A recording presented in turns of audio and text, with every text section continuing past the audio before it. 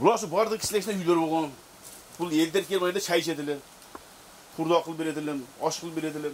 Аксай айылынын тургуну Жаныбек Орозокулов өткөн жылы сентябрдагы чек арадагы кагылышууда дубалынан башка пайдалануучунун нерсеси калбай талкаланган чайканасына келди. Бул жайды Жаныбек мырза 2005 жылы чек арага жакын жерге куруп, 2013 жылга чейин иштеткен экен.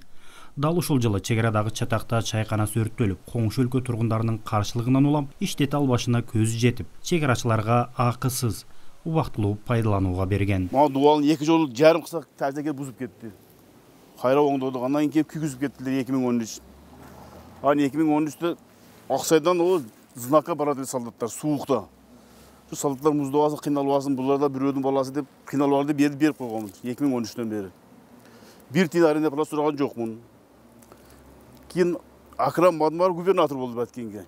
Мына жолдун ары бетиге солдаттарга жай салабыз деп тайды салдырып койду. Анан бизге келип биз сатабыз деген эмес берди. Şu аксакалды атамды Баткенге губернатор канча чакырып бизге сатабыз мамлекетке деп эркекче колду берип аксакал менен кол алышып 4 миллионго өздөрүн аркаган. Биз сатабыз деген эмеспиз. Мана берем деп 4 миллион эм берген жок. Мана ушинтип калды азыр эми. Мана кече уруштан бери солдаттар болгон кече урушта. Солдат жашап турган. Мана күйүп калгандан таштап койдулар. Кийин 2020 жылы келип Төлөнбаев деген келди. Биз акчаңызды төлөп алдык эми кичине аренда плата төлөйүк деп 2020 жылга гана 1 жыл аренда плата төлөдүлөр. 2022-ге нотариуска барып договорду кылганбыз.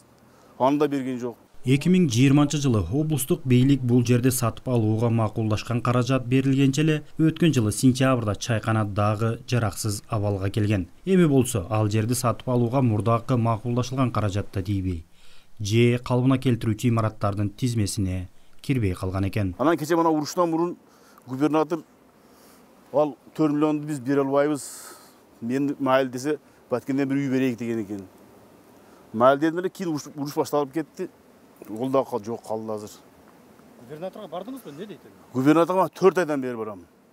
Бара берип өзүм уялып калдым. Эми барбайм, эми баргым келбей калды. Бетим чыдабай калды. Бара берип барсам, мага убак керек, 10 күн убак бер, 20 күн убак керек деп жүрүп, кийин барсам үй жок, акчасын берем деп койду. Бала акчасы эми алга чейин жок. Кече президент келгенде жолуктурдум десем, президентке жолуктурбады. Мен бужумда бирөө үйдө жашап жатам, аксакал бар. Аксакал бардыгы жайда, көзү көрбөйт, кулак укпайт коляскада. Коляскага салып губернаторго алып бардым. Губернатор көрдү. Аксайдагы Капчыгай конушунда мурда жашап турган үйү да өрттөлгөн.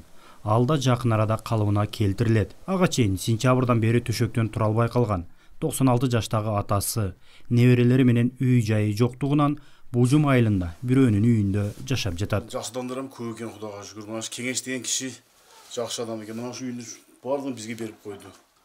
Каякта каласаңар жашагыла деп. Азыр мына ички тышкы үйдө жашап жатабыз.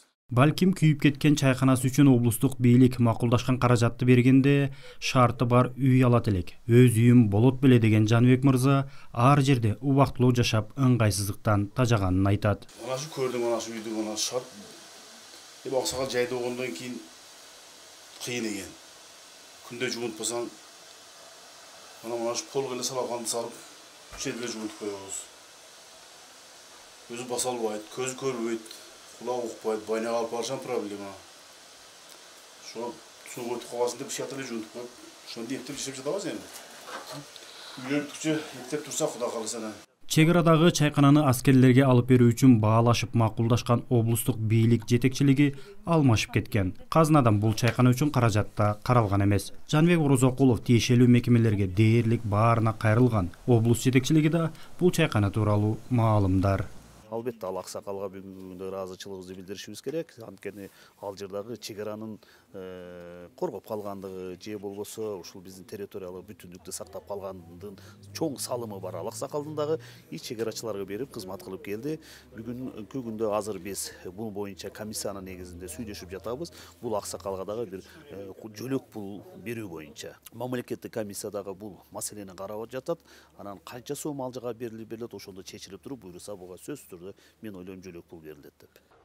Былтыр 14-17 сентябрда Кыргыз-Тажик чек арасындагы кагылышта Кыргызстан тарап 8 миллиард сомдон ашуун зыян тарткан. Баткен облусу боюнча жалпы 425 үй жараксыз болуп, казынадан кайра куруу иштери башталган.